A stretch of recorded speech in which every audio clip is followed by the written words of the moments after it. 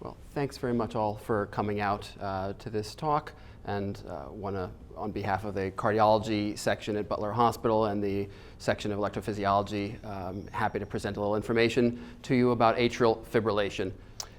So we're going to talk about atrial fibrillation, which is a heart electrical problem.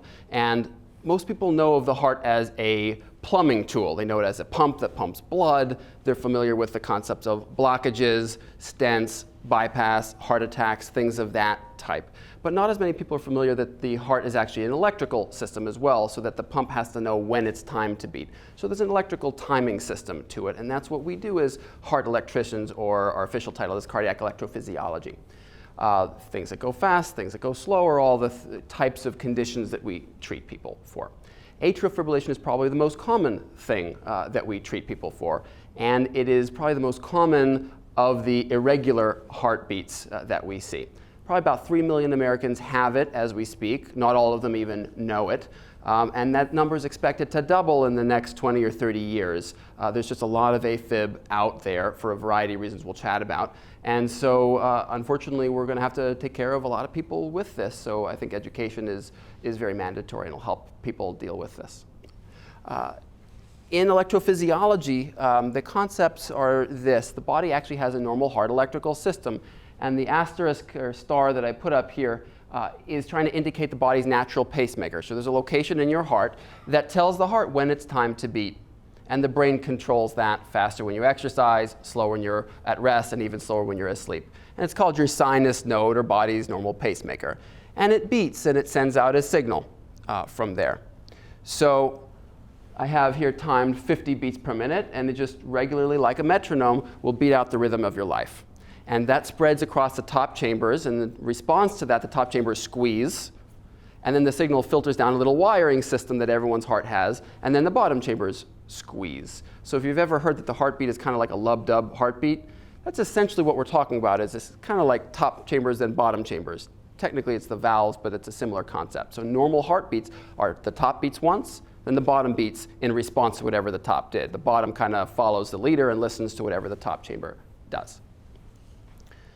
In atrial fibrillation, you can think of it as though there's lots of little pacemakers or little short circuits around the top chambers, where sometimes one is beating, sometimes another one is beating, and it can vary between one, the other, etc. And so instead of one regular natural metronome, it's kind of like an orchestra with multiple different conductors, and the rest of the heart doesn't really know who to listen to or who to catch up to.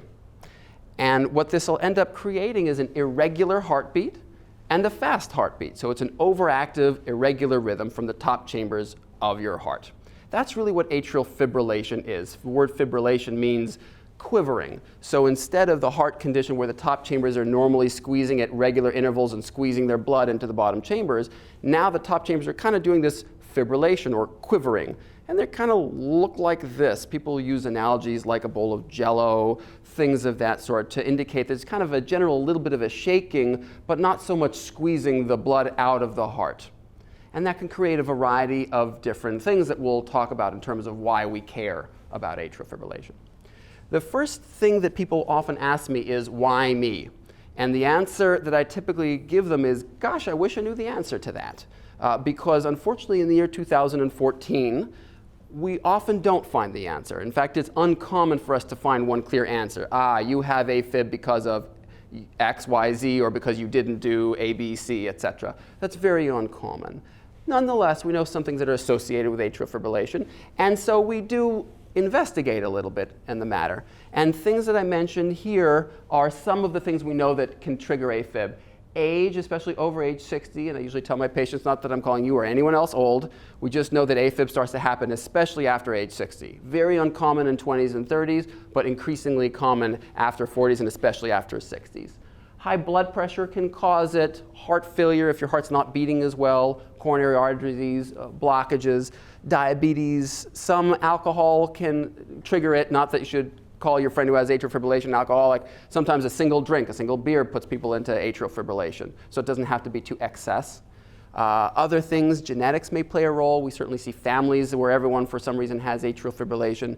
Valve troubles and leaks and anyone who's had open chest surgery can go into atrial fibrillation. Sleep apnea is a common one, although it's not that common that treating the sleep apnea makes all the AFib go away, but it's something to ask about. Overactive thyroids, lung disease, really serious illnesses. Sometimes when people are critically in the hospital, they go into AFib, but thankfully that doesn't mean they'll have AFib forever. That just means they're sick. We move pretty quickly from the why me to the what do we do about it part, because truthfully we rarely do find a cause of why any one person has atrial fibrillation. And so we move on to what do we do about it, and that we know a lot about. We've had so many people with atrial fibrillation, and we've learned a lot over the last especially decade about this. People say, okay, well, how should I feel? How's it going to make me feel? And the answer is it's very variable. Some patients don't feel their AFib at all. And the analogy that I use is a heart attack. This has very little, if anything, to do with a heart attack, but some people have a heart attack and their chest hurts. Some people have a heart attack and their arm hurts, or their neck hurts, or it goes to their back. And some people have a heart attack and they don't feel it at all. And what that speaks to is the body's natural wiring system is not as well developed on the inside in many people as the outside, where if I touch you on your pinky versus your ring finger, you know exactly where I'm touching you. On the inside, when something hurts, I can't tell you. Is that your heart? Is that your lungs? Various other things in the chest. AFib is like that, where some people truly feel a sense of palpitation, for example. They can feel the irregularity or the fastness of their heartbeat, or the irregularity is especially one. Other people can feel shortness of breath, low energy, or fatigue, with an asterisk on that, because truthfully, if you poll the audience, and I'm guessing if I poll the audience and ask, does anybody feel tired out there? I'm guessing probably everybody, or most people, and if you don't, I'd love some tips, by the way. But most people feel tired, and so it makes it very challenging to know, is your tiredness due to atrial fibrillation, or is it due to any number of 1,000 other things that can cause tiredness? I often tell people I feel tired, and it's because I got a 6-year-old and a 1-year-old at home. It's not the AFib. I don't have AFib. But it makes it challenging to know, and we have a couple tricks to try and sort that out, and it's important to do that before we initiate treatment for AFib, when that may not be the thing that's going to actually make you feel better. Some people get a little lightheaded or dizzy, but truthfully, it's very uncommon to pass out from atrial fibrillation. They call me with that kind of call frequently, but it's very rare that AFib is truly what made you pass out. Discomfort in your chest sometimes, though that's not a very common one. And sometimes, unfortunately, the first symptom is a stroke or a mini stroke, but we'll chat about that as well.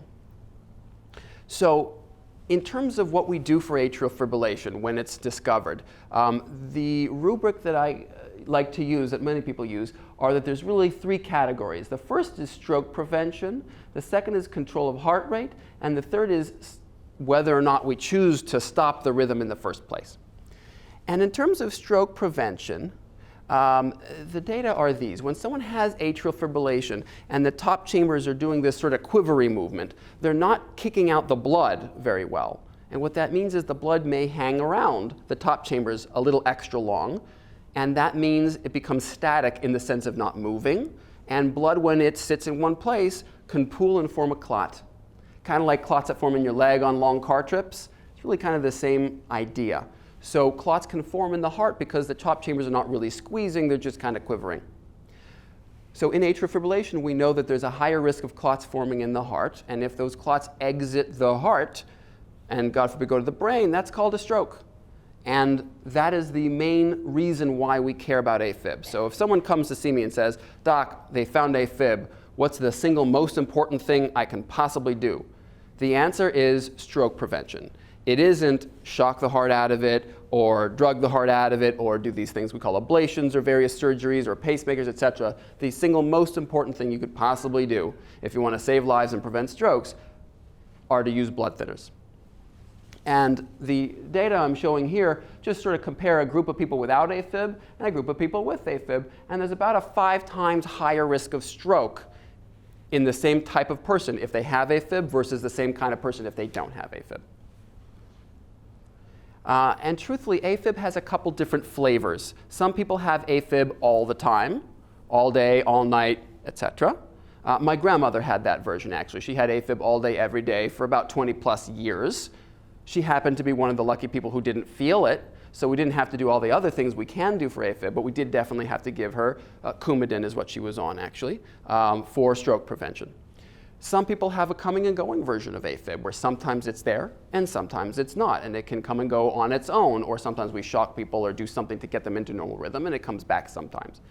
Truthfully, no matter which flavor you have, the coming and going variety, often called paroxysmal, or kind of the there for longer periods of time or all the time version called persistent or permanent AFib, the stroke risk is the same. So it's unfortunately incorrect to say, well, you shocked me out of AFib, now I'm in normal rhythm, I don't need my blood thinners anymore. Unfortunately, that's incorrect, because we know AFib can come back, and so we treat you in advance with blood thinners. So blood thinners for AFib are usually a long haul thing. You're on it indefinitely. Another piece of this is that AFib strokes are actually worse than regular strokes. So anyone could have a stroke, but the people who have strokes who also have atrial fibrillation are often worse off, meaning their strokes are unfortunately twice as likely to be life-ending and twice as likely to end you in a nursing home long term. So it's not just that there's more strokes, it's that there are more bad strokes. And that really makes a big difference for your patients. So again, the most important thing you can do in AFib management is prevent the stroke. We try and predict people's risk of stroke to give them a rough idea, because when people have AFib, they worry about stroke. And how many times I've gotten the call from patients, I'm in AFib, I need to run to the hospital quickly, otherwise I'm going to have a stroke. And the answer is, that is not true at all. People believe that, and sometimes we as physicians kind of scare our patients into thinking that that's true. But the answer is really not nearly as pronounced as that.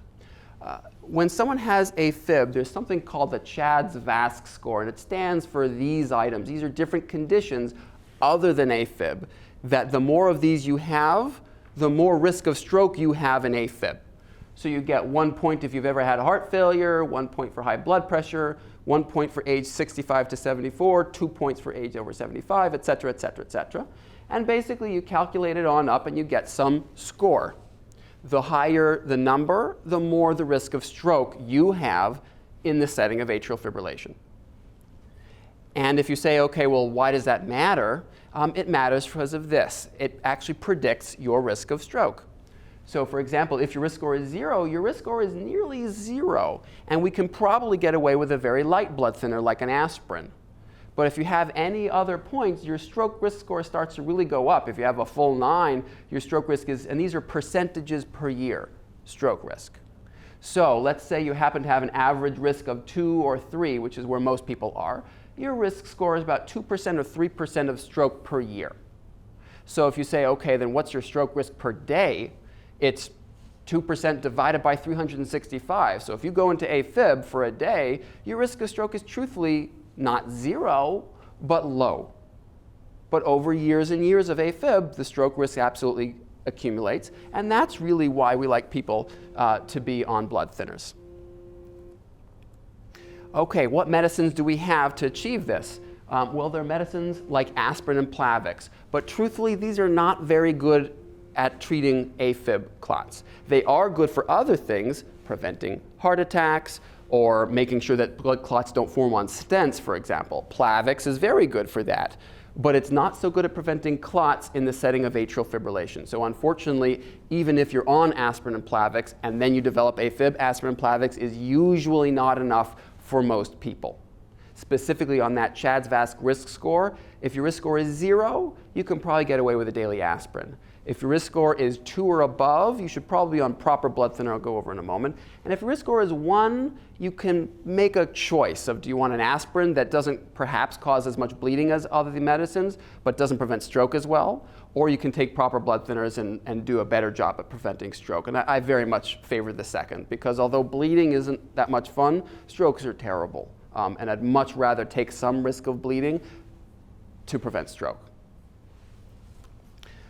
So the next blood thinner is Coumadin, also called warfarin. It has a couple different names. And most people know that because it's been around for a good 50 years. And most people, unfortunately, have the impression out there that it is rat poison. You heard this one before? Yeah. So truthfully, it is rat poison. And what I mean by that is technically, all medicine is rat poison. If you could get a rat to eat a bunch of aspirin, you could hurt that rat, or metoprolol, or any medicine, a diabetes drug. If you could get a mouse to eat it, it's bad for the mouse to overdose on the drug. It's bad for a human to overdose on a drug. So technically, yes, it's rat poison. However, we're not giving you that kind of dose. We're monitoring it to make sure it's safe. And it is one of the most life-saving medicines that has ever been invented or come up with. It is a wonderful medicine at what it does. It's got some issues, no question about it, but it has saved so many lives that it's unfortunate that people sort of think in negative terms about it when it has been such a landmark drug. It has issues, though. You have to monitor it in terms of not too thin, not too thick, etc. Different people need different doses, and it can have a number of interactions with, for example, vitamin K. Green leafy vegetables have something called vitamin K in it, and that can reverse the effects of the Coumadin, so you may need to take a little more Coumadin, etc. But it is still a very reasonable medicine to take for AFib. There are 3 newer drugs that have come out called Pradaxa, Xarelto, and Eliquis. And these are designed to be alternatives to Coumadin. And there are some very nice features of them. In general, they have comparable or possibly even better stroke prevention than Coumadin does. And most of them have the same or lower bleeding risk. In addition to that, you don't have to monitor them in most people, meaning you don't have all of the blood tests that you need with Coumadin. So they're very reasonable options, and we can talk about that later if you have. There's a lot of misinformation out there about the new drugs, and people have a variety of concerns. Some are founded, and most of them are not, actually. But it's worth having a conversation with your doctor. So when patients come to see me for AFib, I actually spend the first couple of minutes talking about blood thinners and what blood thinner are you on, what blood thinner maybe you're a candidate for, because often people's concern is, I don't want to be on Coumadin. And they don't really feel the AFib. They don't want me to stop the AFib or do all the things we want. They just want to make it as user-friendly as possible. They just want to take a medicine and forget about it. Kind of like an aspirin, where you just take your pill and you don't measure anything. That's what these blood thinners are about. And sometimes we find people that just can't tolerate the blood thinner for some reason. They're just so prone to bleeding, they just can't do it. There's a new, it doesn't exist on the market yet, but there are these new devices called closure devices that you may be able to go in and wall off the area of the heart where the clots tend to form and prevent the clots from forming mechanically via this procedure instead of with a drug. But that's sort of, we'll have to wait and see on that. The data are pretty good, but we'll wait and see what the FDA says of who's a candidate for this kind of thing. Okay, so that's job 1. Job 2 in atrial fibrillation is controlling the ventricular rate. When you're having atrial fibrillation, the top chambers are overactive. They're sending all kinds of signals to the bottom chambers. And so the bottom chambers are trying to catch up. And so they truthfully beat quickly and irregularly. And that is most people's symptoms in AFib. It's usually not the fact that they're in AFib, but the fact that the AFib is driving the rest of their heart really kind of fast. That's more of what people feel than actually feeling the top chambers themselves. So we have a variety of medicines that can try and slow down the heart. Doesn't stop the AFib, doesn't prevent stroke, but is there to just try and make it livable. And that's a very important goal. And we don't know how slow is too slow, how fast is too fast very much in this. The traditional goal was keep the heart rate under 80. It's kind of like giving a car to your teenager, keep it under 60. We like to kind of keep your heart rate under 80s. Although more modern information has actually said, well, maybe we should be a little more lenient about it and say, well, maybe we just keep them under 110. You'll use less drugs to get there. It'll be easier to get them there. And maybe they'll actually do well. And it turns out that actually that is the case. If you're a little bit more lenient about it and don't try so strict to get their heart rate under 80, we don't want a normal heart to be under 80. You're allowed to be 90, 100 at rest. It turns out that they're more likely to achieve success at their goal, far fewer doctor's visits, fewer drugs, patients feel better, less expense, and they have the same outcomes. Same adverse events, all strokes and all that kind of stuff. So they're the same. So truthfully, we can be a little more relaxed about it than we used to be. And so this is supposed to be sort of the zen of atrial fibrillation, with the concept that we used to think, oh my God, you have AFib, we have to do this, that, and the other. And the answer is, oh, actually back off. That sometimes what's worse than AFib is what we do to you in AFib. And the medicines that are used to treat it sometimes are worse than the process itself. So rate-controlled drugs include the following. There's beta blockers. These are some of the names of common beta blockers, but there are definitely others. There's calcium channel blockers that just work on the heart in a different way, and these are they. And there's another medicine called digoxin that could also be used. And these medicines are very bad at stopping AFib, but they're very good at just slowing it down. So at least when you have AFib, your heart is not beating off like gangbusters. Then it comes to the issue that people really want to talk about most, which is, okay, fine, I'm taking my blood thinners and my heart's not going too fast. What about stopping the AFib in the first place? Isn't that a good idea? Theoretically, it may seem so, and practically it is in many people. However, it's important to sort of recognize the following. We used to think you got to stop AFib. AFib is a bad condition, it's irregular, it's not normal, we need to stop it. So they designed several large trials where they took hundreds or thousands of people and divide them into two groups. One group we're going to try with shocks and drugs and things to stop your AFib, and the other group they say, just take your blood thinner. And they saw how they did. And it turns out they do the same. So this is mortality, so this is how long people lived. And the rhythm control arms and dashes, the rate control arms and bars, basically they're the same. In fact, technically, although we don't tell people this very much, there is a bit of a trend towards doing worse, meaning more mortality in the rhythm control drug with all of the shocks and drugs and things that we can do, because the medicines are not benign. Now, this was designed in the era before we had these things called AFib ablations that may very well change the equation, but we'll get back to that point. But in general, no one should tell you, oh my gosh, you must stop your AFib or else you'll stroke, or else you won't live as long. We have no information to that. That's just not true so far as we know. We wonder that maybe with some of the more modern tools we have for AFib, maybe people will live longer if we do this. Maybe we can prevent stroke, but we really, really don't know that. So the primary reason to stop AFib is because you have AFib and you don't feel so good in AFib. Some tiredness, some palpitation, or things that we really think are due to the AFib. So we have a couple different options. The most simple is called a cardioversion, also called a shock. Basically, we bring you into the hospital, we sedate you, we make you to go to sleep, and then we apply a very, very brief pulse of electricity, usually with pads here and here, and that can basically thunk your heart back into normal rhythm. The analogy that I typically tell patients is it's like an old school TV set with a picture tube and a fuzzy overactive picture, and you walk up to the TV and you slap it on the side and it goes back to a normal picture. That's kind of like what a shock is to a heart. You got an overactive rhythm and you hit it back into normal rhythm. That's very good in the short term. Not necessarily very good in the long term, but I'll show you what I mean by that. It's certainly a good short-term fix anyway. More common, however, the AFib is going to come back if you just shock them out of it. There's some reason they went into it in the first place, and that reason didn't go away. So typically we add a medicine called a rhythm control drug, and I'll show you some examples of that, where the shock gets you into normal rhythm and the drug holds you in normal rhythm. That's a more successful and common strategy. Then there are non-pharmacologic or not drug-based options, such as the atrial fibrillation ablation procedure, which I'll show you a little bit about. Basically, we go up the leg to the heart and try and modify the heart so you don't have AFib. There's something called a maze procedure, which is actually an open chest version. The original was a chest splitting and opening procedure. However, they have some newer versions of it called a mini maze, where they make smaller incisions on either side. And again, try and modify the heart physically instead of with medicines to reduce the likelihood of AFib. And then we have an option of a pacemaker. People ask me about that all the time. Someone asked me about that today. Well, hey, what about a pacemaker for atrial fibrillation? And the answer is that a pacemaker almost never stops AFib in anybody. It can be useful if you have overactive, too fast heart rhythms and we give you slow down drugs and now you're going too slow. We can put in a pacemaker where the drugs prevent you from going too fast and the pacemaker prevents you from going too slow, but the pacemaker doesn't stop the AFib itself. It just allows the medicines that may stop the AFib.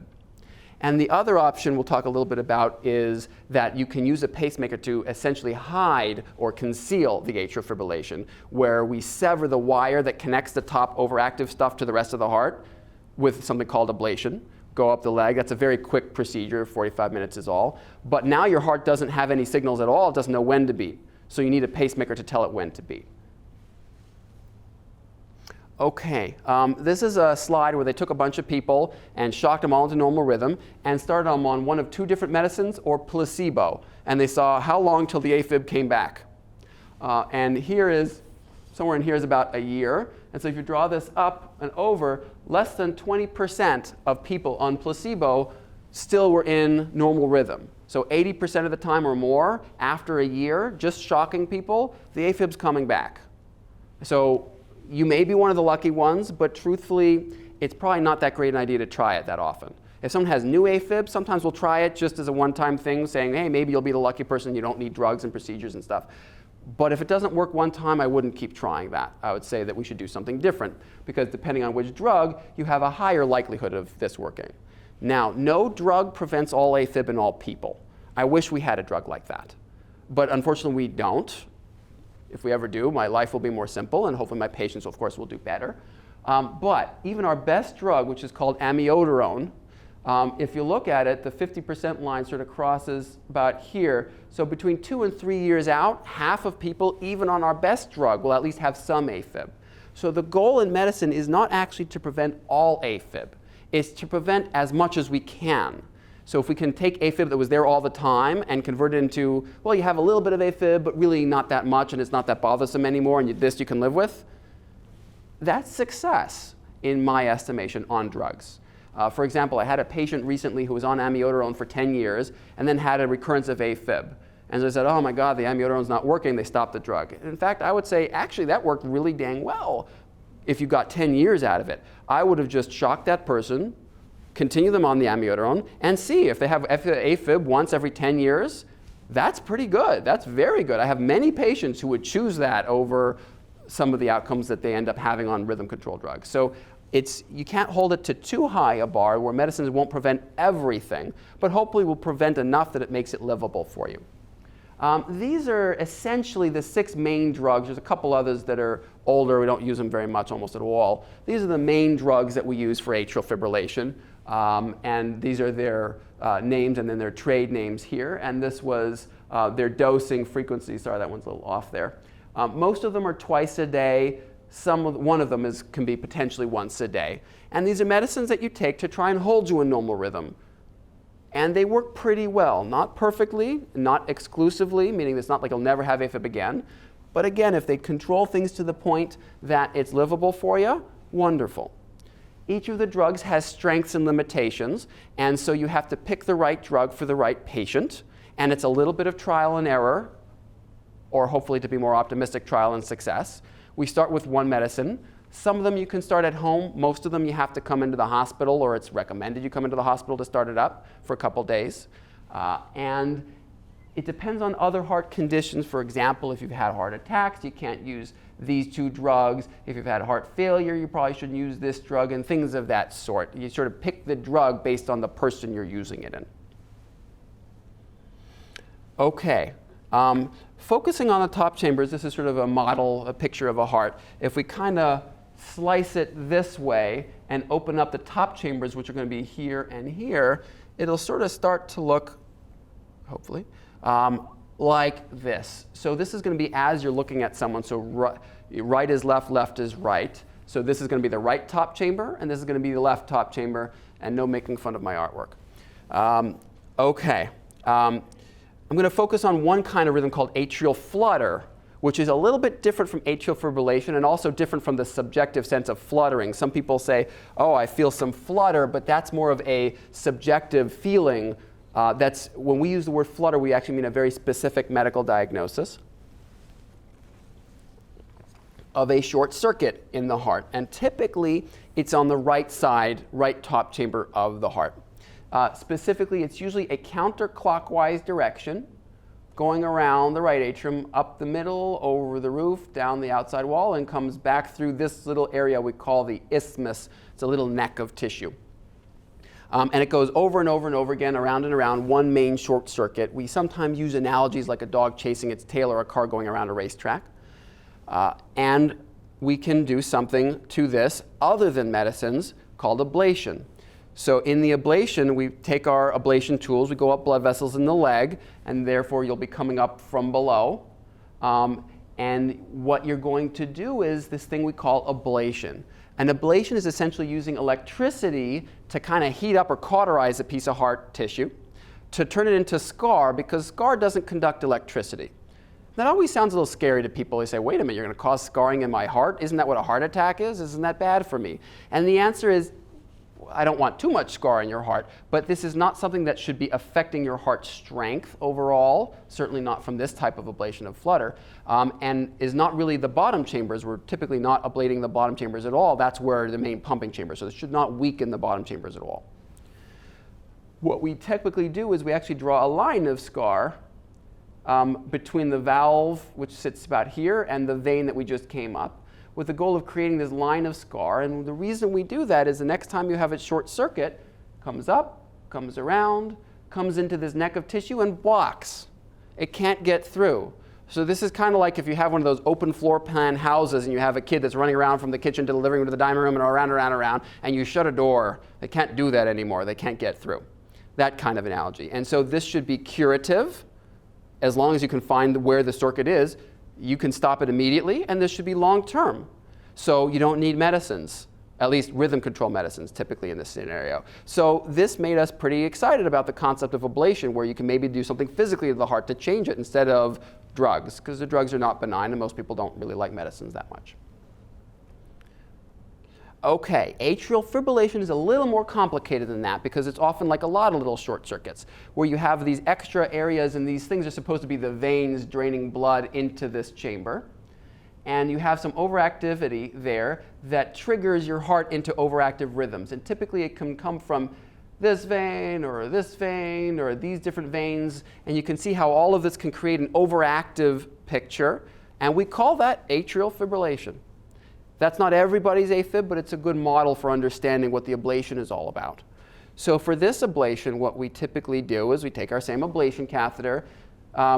You have to go from the top chamber on the right to the top chamber on the left. Technically, that involves poking a few small holes in the heart. That always scares people a little bit too, because they say, what, you're going to poke a hole in my heart? And the answer is, yeah, but they typically close over nearly entirely, if not entirely, when we're done. And the analogy I use is when you have an IV started, we don't say, hi, we're going to poke a hole in your arm or in your blood vessel. Technically, that's what you're doing, but it's not that big a deal because when you take it out, it's going to close over.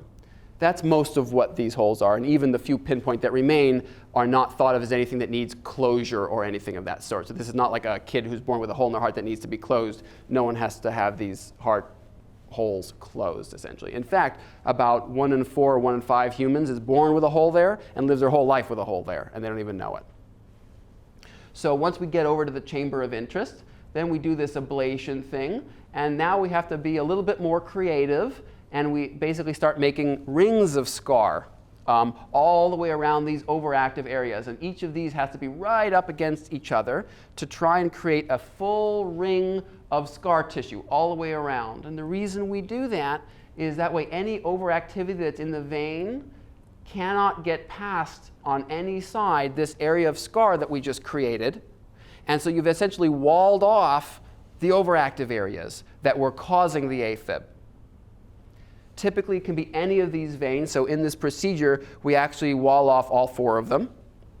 And in some people, we may even choose to go after other areas that seem overactive, because it's not always about the veins, but it depends on the person who's doing the procedure. It depends on the person you're doing it in and how long they've had AFib. But that's the basic concept of what the AFib ablation is all about. And it ends up looking like this. Unfortunately, this won't rotate for you to show you, but this is a back view of the heart where here's one of the veins, here's another one, here's another one, and here's another one. And all of these sort of dots are these markers we put in 3D space. We have a mapping system that we use to sort of tell us where we've cauterized already so we don't over-cauterize any one area. And essentially, you sort of slowly, very meticulously, you have to be a little retentive in this business. It's helpful. Go around all of the veins to make sure you plug up every last little spot. And it's got to be perfect, because any gap means that the procedure may not work. Okay, so preparing for ablations. You got to pick the right patient, like any surgery. And you have to talk about their goals and what the options are. If someone has AFib, who's had AFib for 10 years, doesn't feel it, I wouldn't recommend this procedure very much. Occasionally, I'm convinced to do it by the patient who really wants to try, but most of the time, not. You want to make sure that the patient knows what the other options are. And truthfully, AFib ablations are probably more successful than any of the medicines are, especially if medicines have not been successful. But that doesn't mean the procedure will work. We'll talk about that in a moment. but you want to make sure that people understand what their options are and are saying, look, we're going to try this. We don't like to think of surgery as try this. We like to think of surgery as we're going to go in and get it done and no problems. Kind of like I usually like to joke dermatology. I wish I were a dermatologist. I see a spot, I cut off the spot, and you're done. Not that dermatology is really that simple, but this is more something where we're going to try it, kind of like the medicines and the shocks. We're going to see if this works.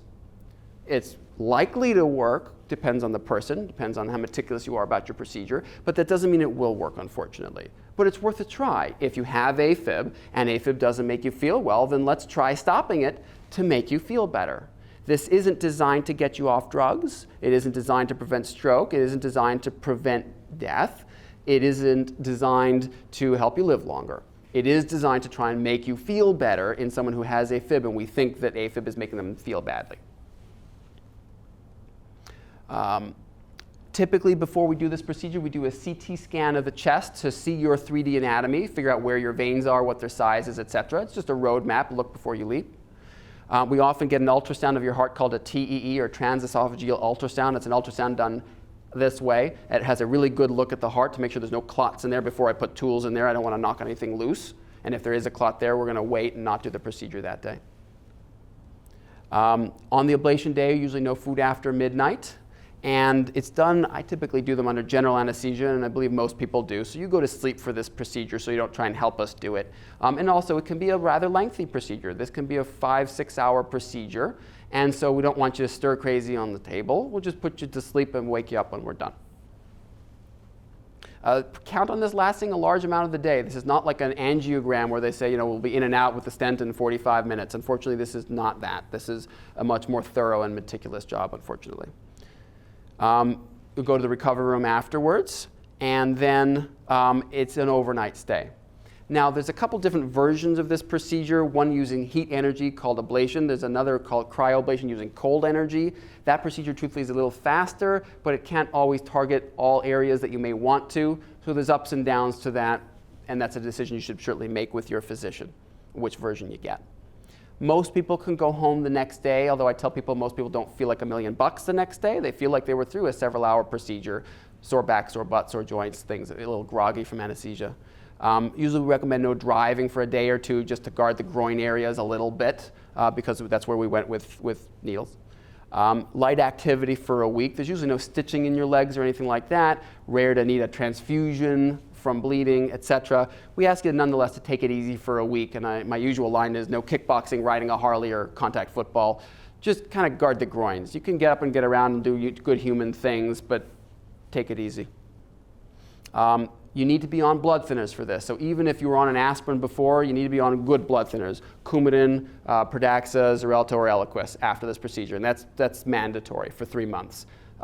So you really should not do this procedure if you can't be on blood thinners at least for 3 months, because the procedure itself may increase risk of clots a little bit in the short term because of the cautery or freezing that you do. And typically you're on a rhythm-controlled drug as well. So right off the bat, this is not, hey, we did the procedure, we're done, stop all the drugs, etc. This is, we did the procedure, stay on the drugs for right now, let the dust settle for several months. And then if things are quiet, then we start talking about, can we back off things like your rhythm-controlled drug. Complications are real, thankfully uncommon to be the things that we care about. But orthopedic, sore back, sore rear, sore joints, things of that sort, just from lying on a table for a while, groggy from anesthesia or any other anesthesia-related issues of sore throat from the tube, things of that sort. Groin injuries, rare, thankfully, to cause any serious, occasionally a little numbness, occasionally some bruising, but rare to need a transfusion or a surgery or anything else like that. Irritation at the outer lining. Sometimes people feel a little irritation from the heart. They feel like we're in there, but that should go away over the first couple days to weeks.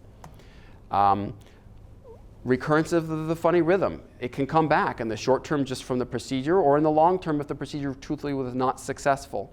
So I call that a complication, or at least something you should know about it. Rare to need a pacemaker from this kind of procedure.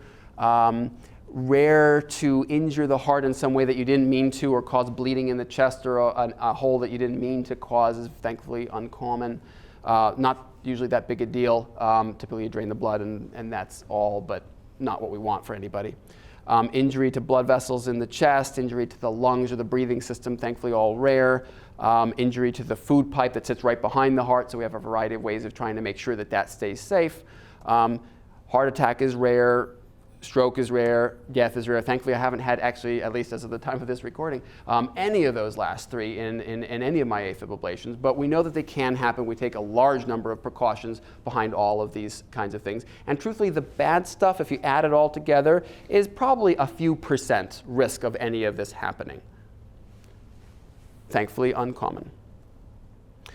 Success. Well, it depends a little bit on what success is to you. And I don't mean that to sound careless, but it really depends on what you call success. We mentioned earlier on drugs, success isn't elimination of all AFib, because if you hold it to that standard, none of the drugs really work. But if we make it livable, then you're getting somewhere. So perfect success is no AFib on no drugs. Awesome, love it. We definitely get there in some people. That's the best, that's the goal, that's what we aim for. What about a little bit of AFib, but you're not needing any drugs in terms of rhythm control drugs? You have every once in a while a few flip beats, but it doesn't really bother you anymore. That's not bad, it's not perfect. A little AFib that does require medicines where the drugs alone didn't do it, the procedure alone didn't do it, but procedure plus drug does it and really controls you nicely. Also not bad. We've controlled your AFib, although with a medicine. And then there's sometimes you have some AFib where you don't actually feel it anymore. And sometimes we've turned AFib into asymptomatic AFib where technically you still have AFib, but it doesn't bother you anymore. You still need your blood thinners. But if you're able to live your life like that, that's not bad. So how long do you wait to call success? I've had AFib come back 5, 6, and 7 years down the road in people who've had earlier ablations. So when do you declare success? Usually if it's going to come back, it comes back in the first year to 2 years. But it can come back long term. So the longer you wait, the more recurrences you're going to see. But the truthful answer is this is a really helpful strategy for AFib. Now, success rates depend on what kind of AFib you have. If you have paroxysmal, meaning coming and going AFib, it's more successful. If you have there all the time, especially long-term AFib there all the time, it's not quite as successful. The numbers depend on who you read, but in the best categories, they used to quote 70–80% of paroxysmal, and that's about what we see. That said, some recent papers are quoting only 50% success rate on that. So it's a good question. Exactly what are you going to expect to see? But it's somewhere in those ranges. To get there, redo rates are real. Sometimes the first procedure didn't do it, kind of like the first drug doesn't do it. We try a different drug and that does it. We can do a redo procedure, and there's definitely value added to that, where the additional procedure may definitely get more success. And so these success rates that I'm quoting are not necessarily the single procedure success, but the procedure strategy success, meaning we do the procedure, if it doesn't work, we go in and do it again, things of that sort. Not that I want to sign anybody up for 5 procedures. I usually tell people, let's start with 1. It may or may not work, and if it doesn't work, we'll talk about our options. Some of my colleagues sell people on this and say, look, expect it to take 2 procedures, and if you get away with 1, call yourself lucky, and if you get away with 3, call yourself unlucky. Depends on your level of optimism, I suppose. The larger your left top chamber, the less successful this is. So we usually get an ultrasound, and it gives you a little bit of method to predict how things are going to go. How the procedure went. Were you able to isolate the veins and achieve what you wanted to? Predicts better success, hopefully. And other things we truthfully don't know, but we can try it. Kind of like medicines, and again, people don't like that try thing when it comes to surgeries, but the truthful answer is that's what this is in the year 2014. And note, this is not designed to get people off blood thinners, and it may not happen. Even if we got the AFib. I had a patient who saw me today whose first symptom of AFib was a stroke. He had never found AFib before. He doesn't feel his AFib. Unfortunately, he had a stroke. Thankfully, he's recovered. He's on blood thinners. He was coming to ask about ablations.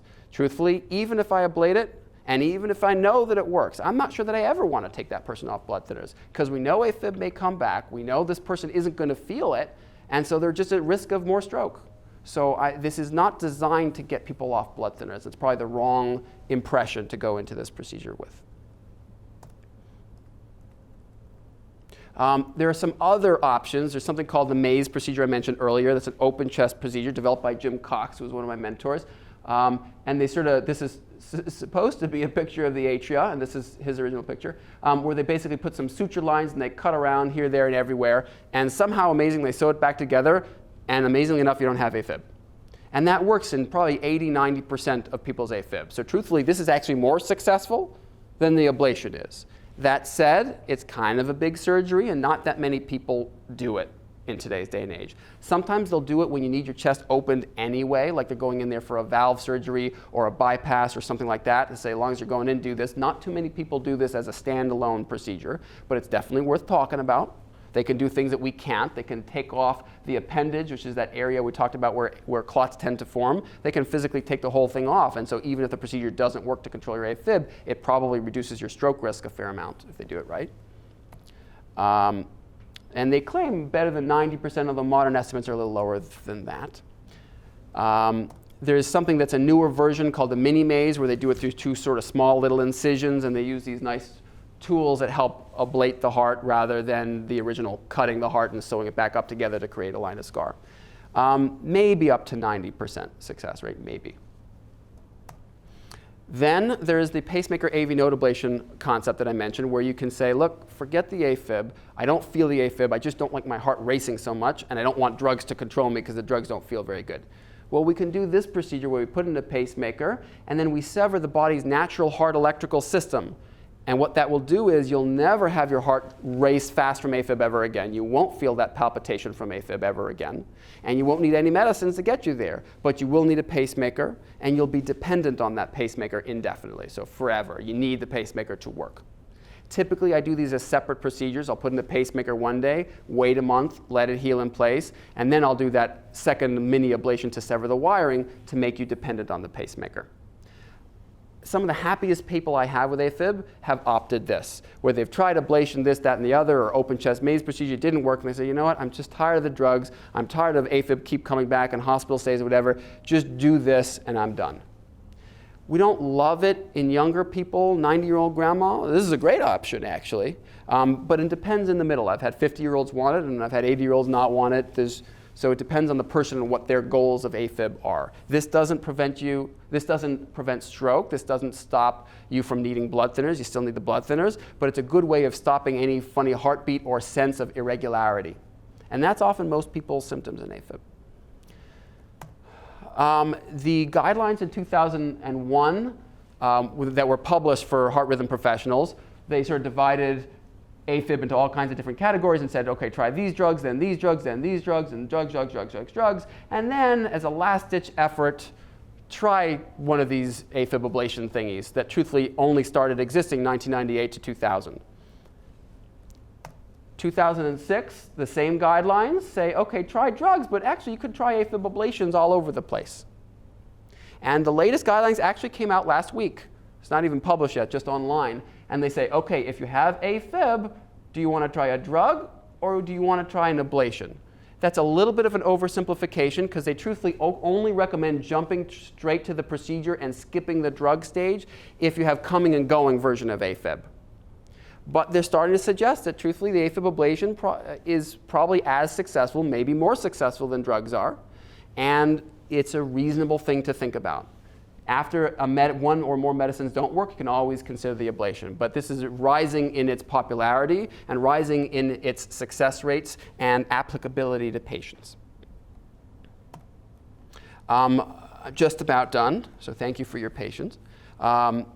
There's a few AFib myths that I would rather like to dispel because they're out there and people worry about this a lot. And I've heard these so many times and patients come to me with them because, again, physicians are very good at scaring their patients. And unfortunately, that's not always a very good thing. In fact, it's almost never a good thing. So the first myth that I heard is an AFib means an ER visit. Oh, there's an AFib again. I got to run to the ER. It's just not true. If you feel badly, then yes, you should come into the ER because you feel badly, not necessarily because of the AFib. You shouldn't run to the ER because, oh my God, I'm a stroke ticking time bomb waiting to happen. There is some risk of stroke. We do need blood thinners. You should have an action plan. But if you have coming and going AFib that sometimes will stop on its own after a couple hours, that doesn't mean after an hour you have to run to the ER. If you feel fine, can you try waiting out a little bit at home? The answer is yes, but it depends on the patient. It's a conversation you should have with your physician. Second one, you have to stop AFib. Just not true. There are a number of cardiologists who still believe very firmly AFib must be stopped. Unfortunately, we really don't have data to support that. I cannot tell you it's going to make you live longer, stopping it. I can't tell you it's going to prevent stroke. We wonder about those things, but the existing data with the existing drugs say that it really doesn't make a difference. If you feel badly, then yes, we should try and stop your AFib. But the primary goal is symptoms, not longevity or stroke prevention. We wonder a little bit. The younger the patient, the more we start to hedge and say, well, maybe we should stop it anyway, because maybe there's something that we will have lost if we wait and they have 40 years of AFib. Maybe we'll kick ourselves. We should have acted now, because the longer you've had AFib, the less successful drug shocks procedures are.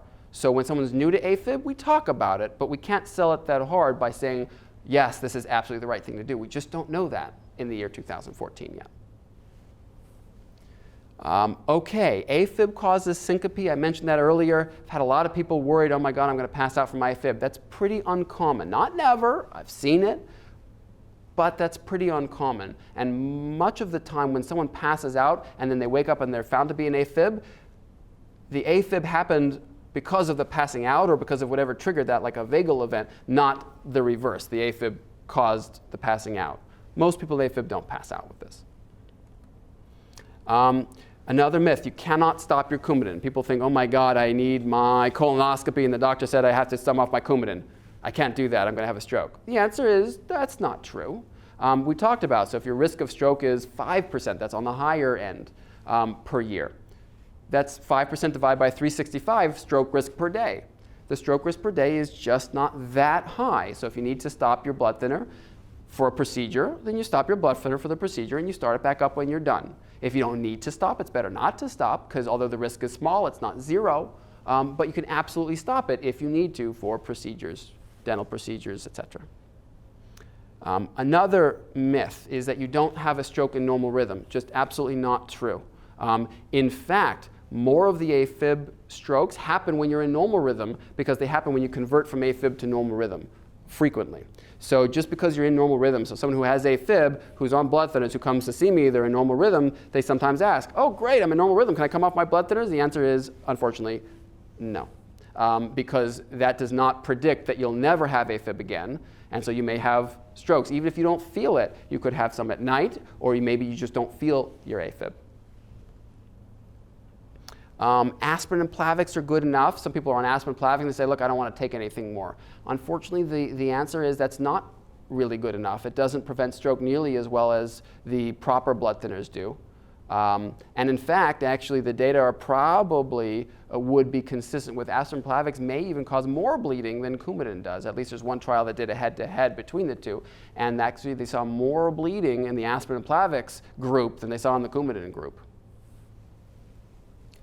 AFib means bed rest. We get that one in the hospital a lot, where someone's in AFib and they say, oh my God, their heart rate's too fast, they need to be on bed rest. It's just not true. You're allowed to get up and get around. If you feel badly, like your heart's pounding, okay, yeah, then take it easy. If you feel badly, lightheaded, etc., okay, then take it easy. But if you feel fine, you can get up and get around. I wouldn't pick this opportunity to run a marathon, but you can get up and walk around the hospital. You know, what's worse than that is keeping people in bed, and God forbid they form a leg clot, or they get weak, or they get bed sores, etc. That's all worse. So you should be allowed to get up and get around a little bit. And another myth, I think this is my last one, is AFib ablation means stopping your Coumadin or other blood thinner. Unfortunately, that's also not the case. It's designed to try and stop your AFib so that you feel better. And in some people, we can talk about stopping blood thinners, but that's not the primary goal at all. And the reason to do all of this, of course, sorry, these are various pictures. Only one of these is a Pittsburgh patient. But the reason we do any of this is, of course, because our patients are our loved ones and we want them to feel well. And so the goal of this talk was to try and give extra information to our patients who really have a very difficult decision to make of what do you want to do with your atrial fibrillation. People often look at me and say, Doc, what should I do? And I'm not great at giving people answers. I'm great at giving people options. And sometimes that's confusing. People say, well, I'm not sure what to do. And so hopefully this video will help you make that choice with your family of saying, what do you want to try? We can try any of these. None is right or wrong. As long as you're on your blood thinner, then the rest of this is more gravy than anything else. But if you feel badly, it's reasonable to try stopping it. If you don't want to, you don't have to. But we should just have a healthy discussion about it. And so very many thanks for coming, and thanks for supporting the Butler Arrhythmia Center and Cardiovascular Division. And we're proud to offer these kind of services here and these kinds of educational sessions as well, and very much appreciate you all coming. Thanks very much.